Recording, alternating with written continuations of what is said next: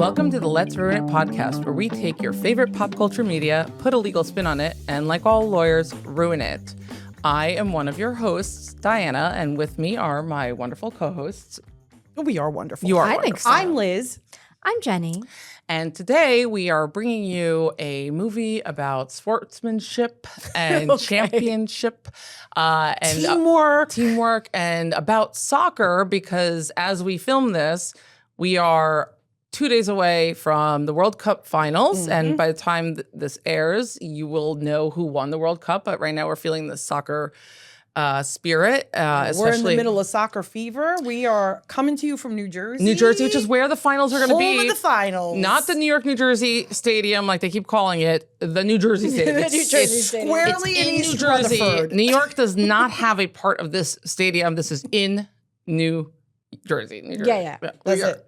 Yeah. And I'm so upset hearing that. But anyway, so feeling that soccer spirit, we are bringing you a 1992, not really classic, but Like a cult classic, a cult favorite. classic, It's a childhood, nostalgic nostalgic. favorite. It's Ladybugs. Yay. Well, it was yay before we and rewatched now it. it's wah, wah. Yes. Yeah. 1 week ago, I would have told you I love this movie. We did when we decided to do this movie. We were like, we love this movie. Oh my gosh, Well, loved it as a Diana and kid. I said we love Yeah. this movie. A great movie for our watched it as childhood. kids. Such fun. I just Such went fun. along with it because it was a soccer movie. Yep. So And I then was we like, came okay. in, and then we rewatched it after years my and God. years. Right? I haven't seen it in decades. I had not probably. seen it since I was a kid, probably. And then we came in today, and you and I looked at each other and went, "This was trash." This one was, I mean, honestly, there are movies we watch where I'm like, I loved this as a kid. Rewatching it now, I see that it's not really a good movie, but I still love it because I Yeah. loved it then. Yeah. This movie is so bad. No redeeming qualities at all. Literally was like, why did I even like this? I can't Yeah. even find redeeming qualities. No laughs were like, had. Like sometimes there's a movie that doesn't age well. But I just think And that this was never. To quote, Yes. aged like cottage cheese in the sun. Yes. That I is from a just- recent review that I read online of this movie by They're not one, wrong. by one, I'm going to give him the man a Give him the shout credit. out. Yeah. Jeremy, I think, Jeremy. is how he says his name. Jeremy with an X. Jeremy with an X, yeah. I think his last name was Hall or something What's like his that. last name? I'm sorry, you guys. It's fine. Move on. Anyway, You'll find it. I'll You'll find shout it when you get Give the it. man a And, shout out. yeah, so anyway, this Hall, movie. you are correct. Jeremy Hall. He's not wrong. This movie is terrible. I mean, it is poorly made. The plot sucks. Nothing makes sense. The but jokes also, land like the thuds. jokes are not funny. I used to think I've long thought that Rodney Dangerfield, who stars in this movie, I've held him in high. Legend. A comedy I get legend. no I respect, hold I know. him in like Yeah. high esteem. I understand that comedy has changed and that the comedy of that period might not be found funny. This is truly not funny. There's not one line he says that I think is funny. In addition to the fact that, like, yes, it aged poorly and is so inappropriate now. It's so inappropriate. Like, Which half usually I of can his look jokes- past pretty easily. Most of his jokes were so cringy and like, wait, are we making fun Most of his of that? shtick I don't was know. like self-deprecating humor, and that was Yes, the funny but- part of Rodney Dangerfield. And this one- but this was what's so far most off of the the humor rails. here is about pedophilia. Yeah. That's most of the humor. Oh, in how it cringe. was so cringe. So cringe. I hate to sound like a youngster, but I know. So we will do a very brief, about 1 minute recap of the movie so we can then dive into legal issues. And how many there were. Oh my gosh. So Rodney Dangerfield, he plays Chester Lee. He's a salesman and he is desperate for promotion and to finally be able to marry his fiancee, Bess. And his boss at his company hands him basically the company's girls' youth soccer team, the Ladybugs, even though Chester knows nothing about soccer, although he claims he does, and then finds out pretty quickly that this team is a total disaster. And so what does Chester do? Well, he does what any responsible adult would do. He convinces his fiance's teenage son, Matthew, a soccer star, A 14-year-old 14-year-old soccer soccer star, to put on a wig and join the team as a new girl named dress Martha. up like a girl. Yes, pretend to Martha. be a girl, not even changing his voice or really anything, but he has a wig on, and now he's Martha. So totally logical. I mean, plan. wouldn't you do that? Like, that's the that would go-to be plan. My number one method of improving a team. And then suddenly, the Ladybugs become unstoppable. And Matthew has a crush on one of the girls on the team who happens to be the boss's daughter, Kimberly, who you might recognize from Hocus Pocus. Yes, of course. Yes. And she has no idea that this new team member, Martha, who she's becoming good friends with, is a boy. And the scheme slowly unravels. And then finally at the championship game, Chester has to bench Martha, and basically they come clean, tell the girls that this has been Matthew all along. They are shocked because the wig has now been taken off. But they also, tell the girls they can win this on their own. They've gained all these skills and confidence, and they win, which is great. What were you going to say? I got a visual for you. Wait. Matthew, Martha. Matthew, Martha. Essentially. Yeah, it's literally It's like Superman and Clark Kent. Yeah, like take off the glasses. Basically, suddenly you're Superman. So Chester, he's come clean. He stands up to his boss. He gets the promotion. He gets to marry Bess. I don't know what I can say. Like the 90s were a different time. Listen. That's a great wrap up. The 90s were a different time. The 90s were a wild, wild time. And as I was watching it, I thought this was like a poor man's She's the Man, which you guys have said you haven't seen. I'm pretty sure I just don't know. No, I saw She's the Man. I just think She's the Man is not a good enough She's movie. the Man or is so good. Even high level movie or like widely seen movie that anything is a poor man's that. Yeah, no, you're wrong. Go you're ahead, wrong. Jenny, defend. She's the Man with the legendary Amanda Bynes. Legendary. She's not doing so well right now, but she was legendary at the time, okay? And Channing Tatum is basically this, except she, no one coerces her, no one forces her to do this. She just wants to play soccer, and the girls' team is dissolved, and so she has to dress up as a boy and play on the boys' team. It's like Just One of the Guys, where she has to pretend to be. This is one of my favorite movies. I don't even know this from movie. the 80s, so that predates the Ladybugs movie. In that she wants to be a serious journalist, and basically the only way to, have a column or whatnot, she goes undercover at a different high school. We should do this movie. And pretends to be a boy. And she pretends to be a boy. This is a whole other world where women got no respect. So to get the respect, they had to and they had to pretend to be men. Yeah. Yeah, exactly. What's the movie that Gwyneth Paltrow won an Oscar for? Somebody help me. The Shakespeare in movie. Love. Shakespeare in Love. Yes, thank you. Obviously, yes. Shakespeare in Love. She literally dresses like a man. Yes. To get her plays and things and whatever. I mean, to act, right? That trope has been done a lot. Mulan. Mulan. The difference here. Heart Mulan. The difference here, I think, is all the child endangerment issues that are presented by virtue of this. There's a lot of inappropriate. There's a lot of elements to this. How would you like to start? I'd like to start with the fact that they hire this gentleman to coach a girls' soccer team. Did they hire him though? I mean, he just threw him in there. That's the thing. Kind of it. It's like, okay, nobody was vetted. It's like a nobody's done a background check on him. If you think about it, it's like a volunteer thing. I mean, I'm assuming it's all the volunteers still have to be vetted. Well, if you think about our town, now, our town sports, any parent who wants to coach the soccer or baseball teams in our town, there's no vetting process besides you are a parent of this town, so you can just sign up. Are you sure? Yes. Have you tried to coach? They don't do background check? I feel like if you have to coach, you have to go through something. My brother's a little league coach, and he's had to do background checks Background and check. fingerprinted. That's what I thought. No, they're definitely not fingerprinting. Are you kidding? In our town, for the town sports, they're just do any parents want to volunteer to be a coach for the soccer? Yes, but I think when you sign up, you then have to go through a process.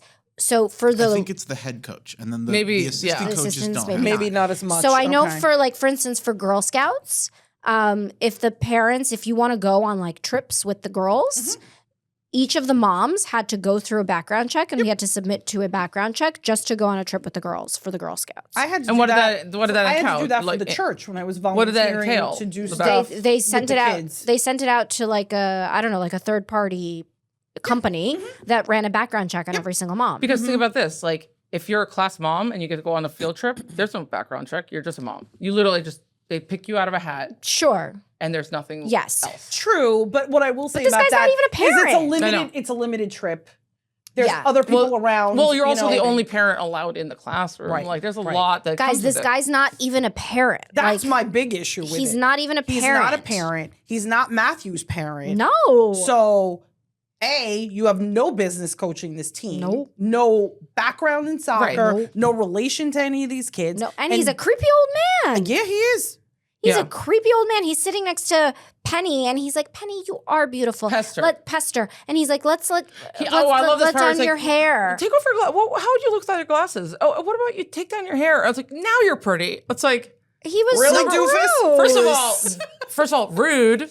I like that rude. she also, by the way, becomes a better soccer player at some point because she takes her glasses off and takes her hair down. Oh, so apparently if you're pretty, that's better for soccer skills than being able to see the ball. Yes. I literally, when she did that at the end, there's that scene where she like scores one of the goals and she's like, this is for you, Coach Chester. And she pulls her hair down, takes glasses. And I was literally sitting there going, girl, put your hair back up. Also, who's better at sports? Somebody call Mia Hamm and let's see what she thinks about this. Who is better at sports when they take their glasses off? The glasses that help them see. Like, I don't understand. No sense whatsoever. Oh my God. Okay, so that's a huge issue. Is that like he was just being creepy isn't actually illegal on its own, but the conduct that comes with the creepiness. Nitpicky about it. Yeah, the conduct that comes out of that creepiness. Is like, so I think like here, like you first of all you have like the negligent hiring and supervision. Like either the league should have been looking into this, or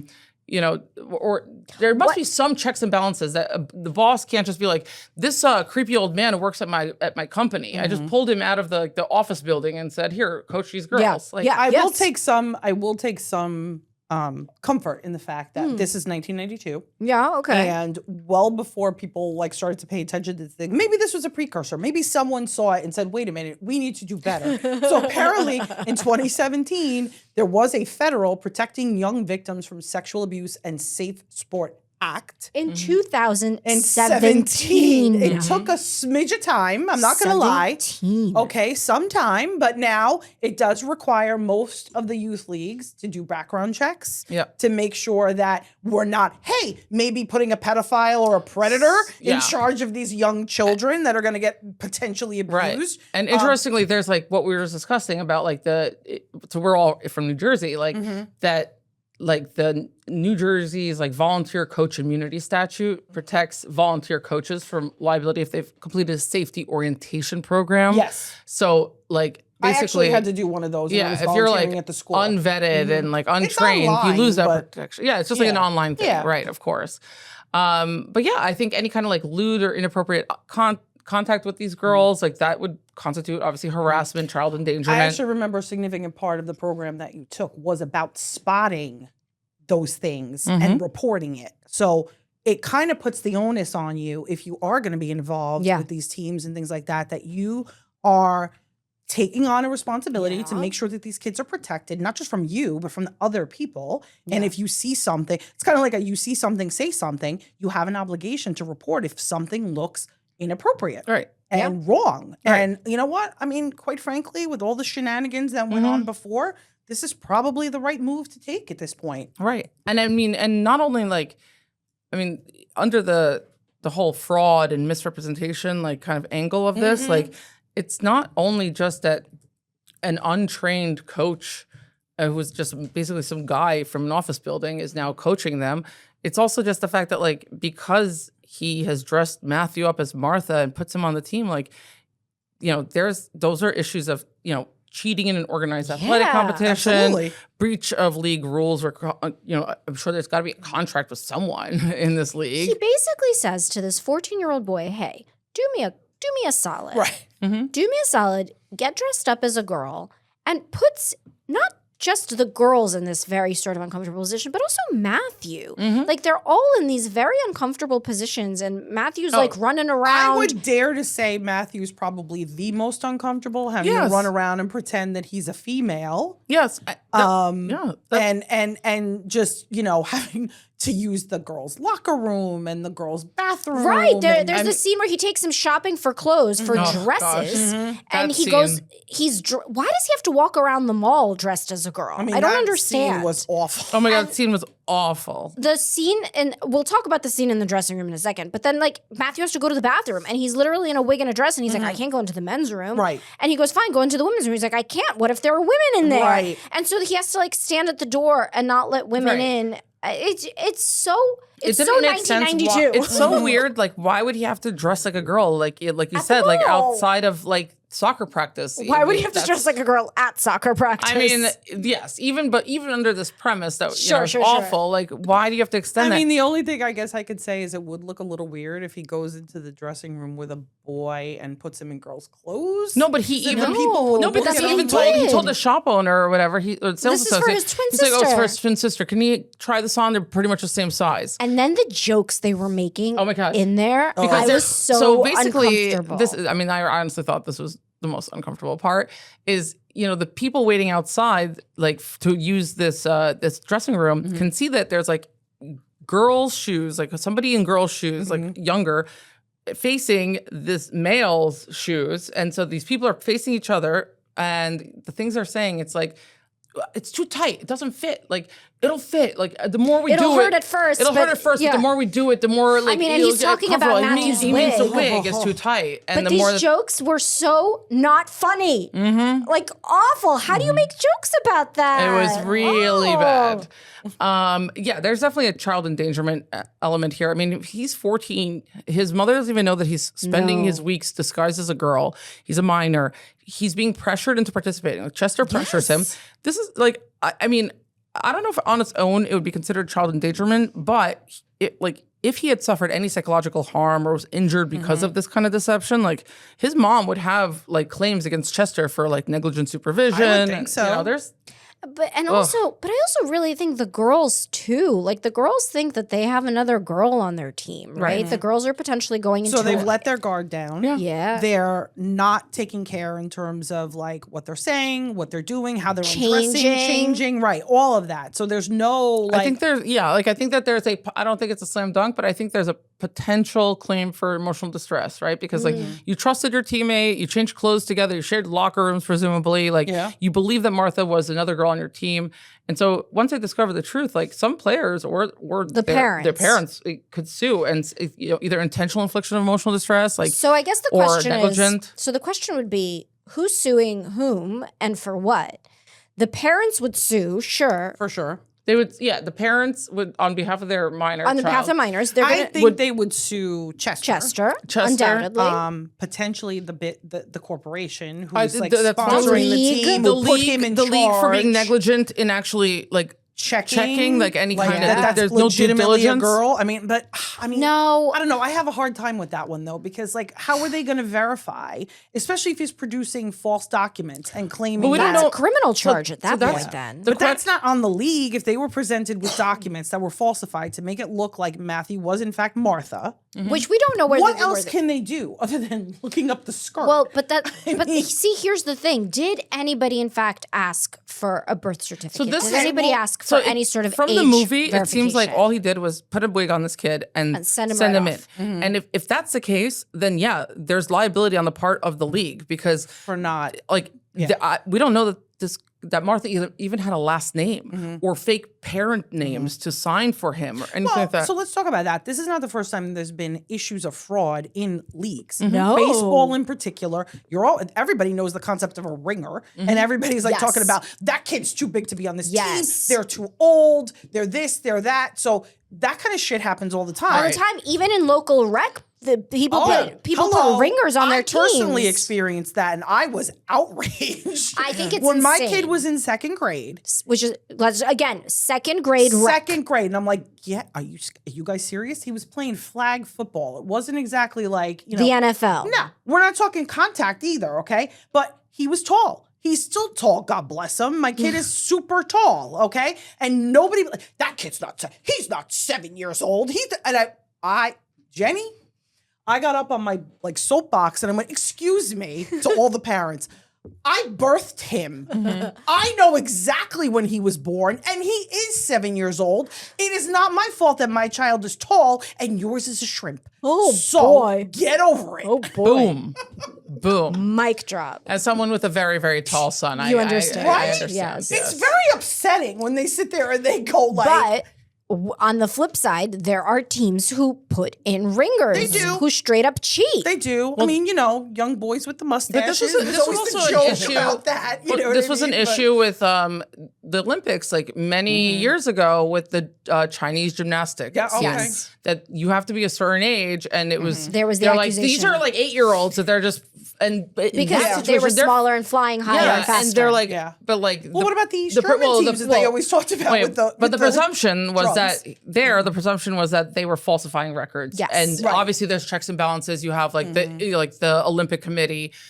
And so if the Olympic Committee received falsified documents, there's only so much you can actually prove on your own. Right. Here, you don't even have. Well, I don't even know. Say, this is a rec league. They're not going. I don't know that, but what I'm saying is like I don't know if there was even the bare minimum of like fill out a form. Yeah, fill out one form. I guess the question is, okay, let's say that maybe the league has like some negligence, but maybe the liability is sort of countered by Chester's fraud, personal fraud. But like, what do the parents collect? What are the monetary damages? Well, it depends on the claims, right? Right, but if you claim for emotional distress, as you've told us, in order to successfully claim emotional distress, there's got to be some. Yeah, so like intentional infliction of emotional distress is a little bit harder to prove, a lot harder to prove, but you don't have to prove that there was like some sort of physical manifestation of that distress, right? Like, it doesn't matter if you have to see a psychiatrist. It doesn't matter if, like, you had lost any sleep because you can prove that it was an intent. Like, the intent was to distress these people. I don't think you can. They can't prove that here. They can't. There was a different intent, and that was to win a soccer game. The negligent infliction, like, you do have to show that someone genuinely experienced like emotional trauma. Like, so there's got to be a system. And that's only going to come up now after the reveal. Right. So we don't really know. We don't know. And they seemed okay, you know. Yes. Right. Exactly. But you know, there could also be sexual harassment. Like, look, if he was in the locker rooms, and we didn't have any locker room scenes, but let's say there was times when he was in a locker room and he saw them naked. Like, I mean, that's sexual harassment. And the thing is, I mean, so and you know, you would go after the ones who aided and abetted or like allowed this to happen to your child, right?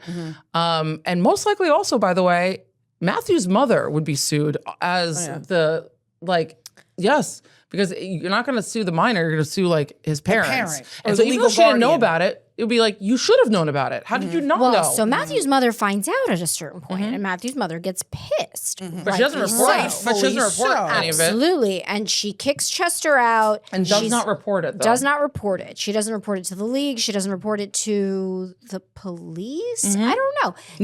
To no one. No. She doesn't report it to anyone. I'm saying I don't know as to whether... Do you think that what he did rises to some sort of criminal act? Certainly there's civil liability. If you know that, I mean, she didn't know this part, but like, if you know, like Chester, if there was like a locker room thing and he knows that he is sending this boy dressed like a girl into a locker room where girls are getting like naked and changing, like, yes, I think that there is like, I think that would be criminal, like sexual harassment and like a sexual misconduct. Yeah. Right. And if Matthew knew, like Matthew's doing it knowingly, then yeah, there's a criminal element of it. Like peeping Toms, that's a criminal. And that's what I'm kind of like trying to think through in my head. Like, at what point? I'm not assigning liability to Matthew though. Matthew's a 14-year-old. I know, but you would, if in a civil matter, you would go after his parents. That's why Bess, his mom, is on the hook for that. Yeah, but I think Matthew gets off the hook. But that's because he's a minor. But you're going to go after his parents. And he's being manipulated by an authority figure. Still going to go after his parents. Yeah. But again, not for anything criminal. But he himself, look, Matthew himself has his own claims that he can make against Chester or the league. Like, why didn't you stop this? I was being pressured by this guy to dress like a girl and do all the stuff that I wasn't comfortable with. Hey, league, why didn't you do anything to stop this? Why weren't there any checks and balances? What's Chester's defense? Chester probably I needed to win this because my boss was coercing me. Because I was going to lose my job. But I mean, I didn't intend to cause any kind of emotional distress to these just wanted to win. Yeah, I guess. I mean, but I also think Chester says, "Hey, it was the league's responsibility to verify all eligibility. Nobody told me I can't do it." I mean, look, that's true. Chester in and of himself is not going to have the deep pockets. No, that's his company. Which means you have to go after the company and the league. And the league. Absolutely. Because you're going to settle with them. Because this is a PR nightmare for the company. I mean, look, you can make the argument, that the company assigned him to do this, coercively or not, but assigned him to do this. In and of itself is a problem. Isn't that potentially like a workers' comp issue in some way? You're basically saying that the only way you can get promoted is if you do this outside thing That is not at all. Win. And they win. I mean, But, like, it's clearly not a merit-based promotion. absolutely not. No. And so now, do the other employees of the yes. company have a claim against the company for yes, workplace? no, I don't know. I don't think so. You know what? I don't know about that, but if it didn't end in the rosy 1992 way that all then Chester movies could have a claim for wrongful termination. wouldn't he? Because he's being put in an impossible situation. I lost and my saying, job because honestly, I'm losing my job. What's the correlation between that and his work? Right? I mean, Okay, I agree with you, but I don't think he's got a suit for wrongful termination. I think he would if he then didn't put Matthew in a dress and made him play for the team. I don't think that it matters. I don't think that issue matters. I think the fact that his boss says, coach his team and you better win or else your job is on the line. Right. Like that, like regardless of the Matthew part of it. Sure, but which is probably an empty threat but we don't know because we don't know because they win. But don't you think it's tempered by the fact that he then does this very fraudulent thing that the company now wants nothing to do with and doesn't want to be associated with? The company has to let him go. I'm sorry. They picked him. Sure. They own their shit. Okay? So you put him in charge. You didn't say you can't do this. I mean, I think the moral of the story is that there's an out-of-court settlement, right? And the company probably pays him out a lot of money. Yeah, I think that maybe pays his liability for his actions. Sure. And it's sort of like we'll cover your wrongdoing, but you're still out. It's such a PR nightmare for the company, in addition to the fact that this is like this scheme that they have to promote employees, but also your employee did like this really wild, creepy thing. Heinous thing. And like put all of these kids in this position. In danger. Absolutely. Yeah. And that's why it's like two separate issues. I think you take the Matthew out of it. He has claims for, like, regardless of how he went about it. Yeah. I had to win this game to keep my job or to get this promotion. Right. That's one claim. Okay. And then that's a whole different issue. And then the fact that he took those measures, like, yeah, now the company could have a claim against him. Like you've ruined our reputation or whatnot. That's it. And like, you did this to the team that we're sponsoring, whatnot. Yeah. But that's like, those are two separate issues, I think. I think like they're not related. Like he did the Matthew thing because internally he was like, this is the only way for me to win, but that's not true. I'm also just he could not have sure. had them win in other ways. I'm just not sure Like, that the parents maybe actually teaching them Or like how to hire a really good coach. Right. Yeah, right. Like hire a great coach. it was a builder year, you guys. Yes. I mean, Jackie wasn't good enough. She's great. I love her from Sister. Remember that one? How much I missed you. I love that. I love that show. Oh, come on. And this is started before at Sister 227. What? Okay, really? Oh, okay. Sorry. It was another sitcom before Sister. 227? No? Okay. So anyway, I also think Audience, help me, please. I don't think you're getting any help from Okay, them. so we talked about the employer, that's not true. employer misconduct. That like, okay, yes, like wrongful employment pressure, retaliation, constructive coercion, bossing, coach a team, or your career suffers. That's a problem. Yeah. He has a claim. Okay, and the parents they're going to go after Chester because he's the primary reason for this, but they're also going after the bigger pockets, which is the company, because they allowed this to happen. They're the ones who hired or like installed as their coach one of their employees. Like that's it. They go after them, and they're also going to go after the league because that's the deepest pocket. Are they actually going to collect any money? Because can they actually prove monetary damages? And what would the monetary, like, how do you put a number on this? And what would the monetary damages be? I mean, like any kind of tort, there's not always monetary, like there's not calculable, like, yes, but there's punitive damages. There's punitive damage. Sure. It's harassment. You can't put a number on how much of harassment, like you can't say this is how much money I lost. Like it was sexual Sometimes harassment. it's compensatory, And but not always. Therapy, it's generally punitive. So therapy costs, so you think non-economic damages. I think the therapy costs if the kids go to therapy. damages But are what part if of this. what if the kids are not going to therapy? Like, what are we? Even if they're not going to therapy, like your how claim do you is prove the damages? like, is my point. Like, Well, with any tort. let's say if they're not they're not going to therapy. Okay, but let's say they start developing physical manifestations of their anxiety and stress, right? Okay. Stomachache. I'm missing out on school. It's now impacting my education and my social life. I don't want to go out on a date. I don't want to do X. I don't want to go play soccer anymore because I'm afraid there's going to be a boy in the locker room pretending to be a girl. It's a whole chain that could happen. Okay. You know? And this is why you have like forensic accountants who basically like different, like when we did these cases and it was like sexual harassment, sexual misconduct cases, it wasn't like how much are your therapy bills? It's like how much is a jury going to award because they just think this is that a bad really bad story, right? Yeah, a lot of them didn't even go to therapy, but they've still got I think like monetary damages. I think first and foremost what would happen once this is all discovered, and at some point, like all the girls find out on the team, right? Well, he tells them. There's like the big scene. And I think what happens is that they forfeit all their wins. Yes, that would definitely happen. I think Chester is banned. I think they forfeit all of their wins. They do win that championship. I believe that championship is vacated. I don't believe they walk away with the championship. Martha did not play. That's why I'm like, you really. But the only way that they got to the championship game, all the games that he did play in, was because of Matthew. I think their entire season gets forfeited. I do not believe they walk away with the championship trophy. You know, like the X on like Mark McGuire and Sammy Sosa's records for that year. Like it's a big X. Is that what you're saying? Yeah. I mean, they were doping. This guy was. This is like doping. This is like juicing. It's like Ladybugs, the year that never existed. And and that happens, right? Like that happens it's when like they in discover dodgeball fraud. when the Girl Scouts were doping. Sorry. Bernice. That's actually exactly what it reminded me of. It's like Martha.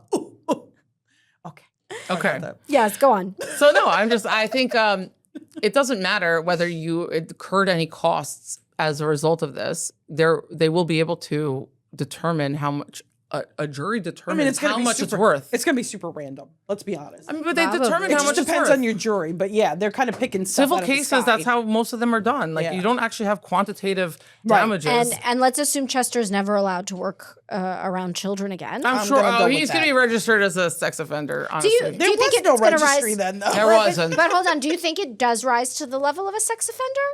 I think that when you're like sneaking a boy into like areas that girls are like changing and whatnot and pretending that it's a girl, like I think absolutely. Which reminds me, by the way, the scene where the girls all decide to go skinny dipping and Matthew calls Chester. Not even this is the worst. Like the 90s were a wild Basically what happens, is that all you're going to say? I just don't know what else to say, man. They win a game. Everyone's very excited. So the boss to strip their clothes off? The boss's wife, so Kimberly's mom, takes all the girls back to her house. She lives in a mansion. For a play date. And to celebrate. And Matthew calls Chester and it's like, you have to come pick me up. You have to come help me. And he says, all the girls are going skinny dipping. Which, by the way, have you ever had a play date where all your friends go swimming? Okay, first of all, we didn't call them play dates, Jenny. Come on. I'm going to get into that. That's the whole point of what I'm saying, Jenny. I'm so sorry. I'm just outraged. Go ahead. She can't fade. You're be cutting a lot. Okay. And so he calls and he's like, everyone's going skinny dipping and Kimberly's mom says that no one can leave unless it's picked up by their mother. And that's why Chester has to come dressed as a woman and pick up Matthew. And all these girls in the background are like, Martha, where are you? Martha, where are you? And he's in a towel. They're all in towels running around. And what I thought was the fact that these 12-year-old girls are all going to just get naked together and go swimming and that the parents, or at least the mother, is definitely home. That in itself, like if I invite a bunch of my kids' friends over to come skinny dip and get naked in front of me, I'm going to be that's sexual abuse by me. You're telling them, put your clothes back on. Goddamn right. No. This mom should also be like charged. And there's civil liability there too. I'm another parent. I'm going to sue this mother. Like, why are you inviting my kid over and then having them get naked? That was so bizarre. I was like, that in itself is an entire case. That's an entire case I would take on. What was the writer's room thinking when they were like, let's come up with the storyline where this is the most outrageous nonsense? I'm going to tell you what the writer's room looked like. A bunch of adolescent men. Yeah. Right. Who wanted to see a bunch of 12-year-olds skinny dipping. No, not adolescent men. Let's assume that it was men in their 40s writing this bullshit. In my head, adolescent, I'm thinking 20s, early 30s. No, I bet you it was a bunch of 40-year-old dudes sitting around being like, it'd be funny if we make jokes about 12-year-olds. I think movie making in the 90s, particularly with comedies, was just like... How outrageous can you be? Give me like 3 post-it notes of like premises and we'll just do it. Like, I mean, they're just not great at it. They did all of this for laughs. They're like the clear confusion, not maybe confusion's the wrong word, but like everyone, the clear misunderstanding, right? Where like the scene when in the dressing room when he's trying to put on the wig, but like it obviously sounds like a sexual innuendo. And then when he's talking to the bartender and the bartender's like, "What could you have possibly done that was so bad?" And Rodney Dangerfield says something like, "I dressed her son up as a girl and made him play with me." Right. And like why would you even word it like that? Because so funny. Ha so ha funny. ha ha ha. No, awful. And again, they like kick the guy out of the bar and they're like, "We don't want you here. Just you're disgusting." Yes, good. I'm glad the bar people didn't. But I would imagine that everyone is sitting in the theaters in 1992 going, "That's so funny. They think he's a pedophile." That's so funny. I know, because in the 90s, it's just like a different time. Yeah, and unfortunately nowadays, we're all intimately familiar with pedophiles. What? I'm sorry. Someone's not intimately familiar with pedophiles. We're all Cut intimately that out No. immediately. No, Josh, this is the part. We are You highlight this part. we are What the intimately hell is- because it's all over the news. I Well, think intimately is the intimately wrong is- word to That's use. what I'm saying. Oh, I pulled a Rodney. Sorry, that we should use in a clip. I yeah, pulled a Rodney. I shouldn't have said intimately. I'm fine with the message you're giving. I would just watch your wording. Intimately familiar Maybe not. with pedophilia. How about we're Infamously familiar. We're too familiar with it at this point. Guys, I disassociate myself with everything. Intimately familiar with pedophilia. That's funny. Unfortunately, yeah, no. That's funny. Because it's a poor choice of words. Jenny, you gotta choice of unclutch words. your pearls, girl. You just gotta, you gotta say like when you choose the wrong verbiage to express what you want to say. You make our point for us in any case. Yeah, I pulled a Rodney for sure on that one. In any case. Yeah, but anyway, I think that I mean, even my teenage kids know about like this stuff Sure. and they're outraged. Like I have discussions all the time. My kid calls everyone a pedophile who has Oh my anything. God. He does. He's like, "Oh, that's a pedo." Like this is like a derogatory term now with these I mean, kids. it should be. But my point is, should be. they know too much about what Yeah. it is, But what's going on. that's the same with anything, and not It's just because they like- have access because of the internet. It's not like It's it. pedophilia wasn't a term that people knew. It's that we didn't know the same that adults knew when we were Yes. kids. And a movie like this can come across because we didn't have access to that kind of information. True. So And we didn't know I'm enough sure to our be parents were like- watching this, being, but like. It's different because we didn't have the internet. We Yeah. didn't know we didn't have access to information. Too much like kids information do now. and that's Yeah, really that's it. true. But Yeah. no, this movie's really like just a big Trash. problem. But yeah, I think Well, and I think that's why everybody watching it, and pretty much the consensus online is that this movie is horrible.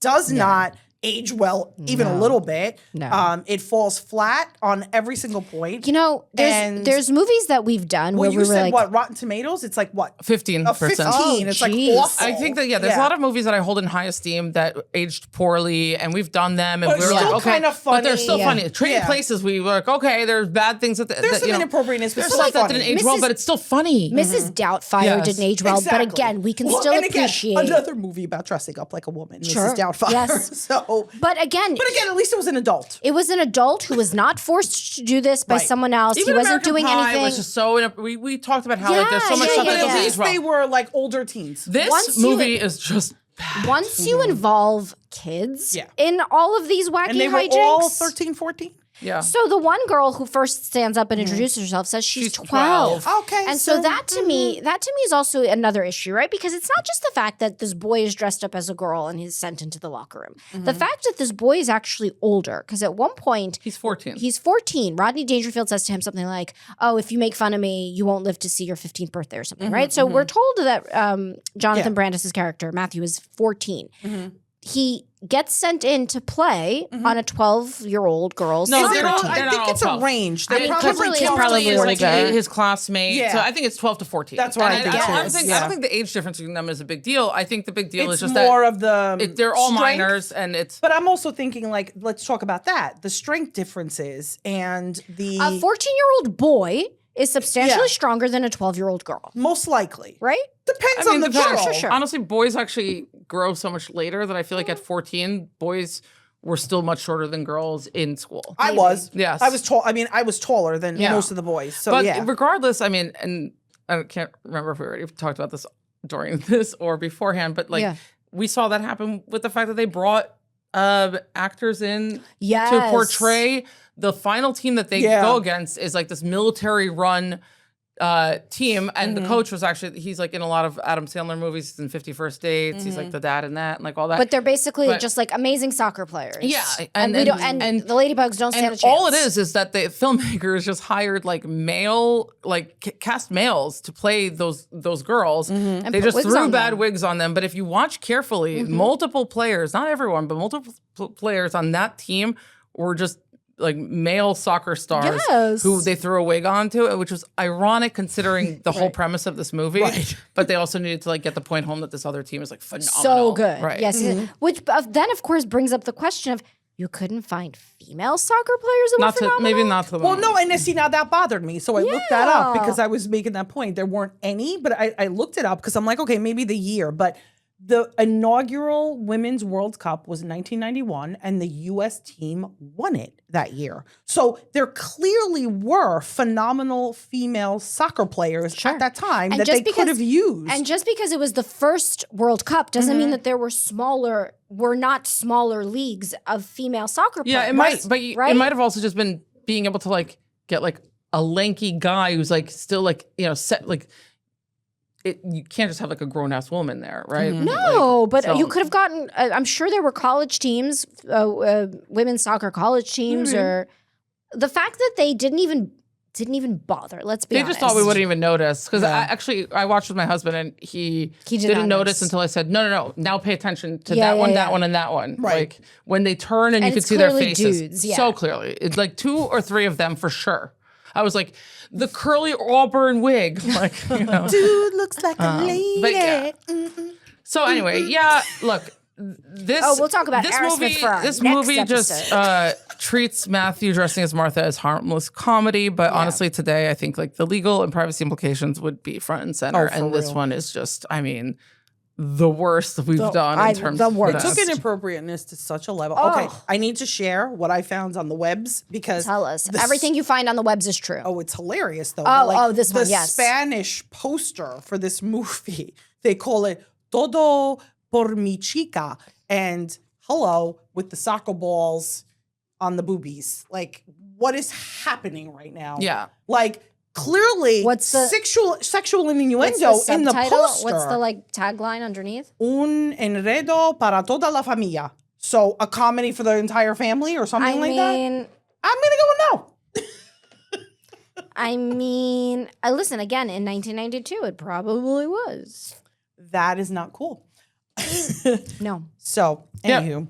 Anyway. What have we learned from this movie? That we should stop doing movies from the early 90s. I know. Real. Sometimes, and sadly, talking about traumatic effects, what happened to the star of this movie? Oh, this is actually and I gotta very say, sad. like, I love Jonathan Brandis plays Matthew, and he was like my was a number huge fan. one crush at the time. Oh, he was a lot of people's He was in like the Never Ending Story, and he was in was a great Sequest, movie. and he was in a bunch Sidekicks, of with Chuck Norris. Chuck Norris. He was in a lot of things. I liked and all of those movies. Sadly, 11 years after this film came out, like he took his own life It was at very the age of 27, and it's very tragic. And apparently, he was really depressed about like where his career was going, and Well, and, he was a child star. He was a teen heartthrob. Absolutely, and as He was happens so cute. many times with the young actors, their adult careers don't pan out the way that they want, and they become addicted to drugs. They become you know, alcohol dependent, whatever their issues are. Taylor's oldest time, right? But yeah, I mean, there are rare exceptions, and there are people who can make comebacks, but often, you know, they end up really in a bad space. So space, you know? unfortunately, his career / life did not have a happy ending. No, that was sad. Actually, you know, Slade Moon Fry, if you remember Punky Brewster, Punky Brewster, of course. she had that documentary that came out a couple of years ago called Kid 90, and I watched it, and a lot because she used to carry around a tape, like a video recorder, whatever, and had all this footage and of like all these 90s like heartthrobs, and like they were all part of like the same groups of friends and stuff. And he was a really good friend of hers, so there's all this like footage of, and they talked about him, and I was like, it was nice that like someone, I hadn't heard about him in a long time. Like, Yeah. and so it was nice that someone brought that All front right, and center. so shout out to Jonathan Brandis. We, put this, Jonathan Brandis, in memory of him. Yeah. Anyway, so I think we ruined it. we ruined this, but honestly, I'm sorry we this ruined it, movie sir. ruined Ruined itself. itself. Like, if you watch this movie again today, you don't need us to ruin it. It's ruined. Yeah. Oh my God, yeah. So, but thanks for coming on this ride with us. Follow us and like us and support us and find us on Spotify and Apple Instagram. Podcasts and Instagram. Let's ruin it. And YouTube. We'll join you for another We're one. going to join you next time, for Thanks. some end of the world shenanigans. Yes, and happy World Cup. Yay. Hooray. Happy congratulations to Argentina. Okay. Oh, I hate you right now.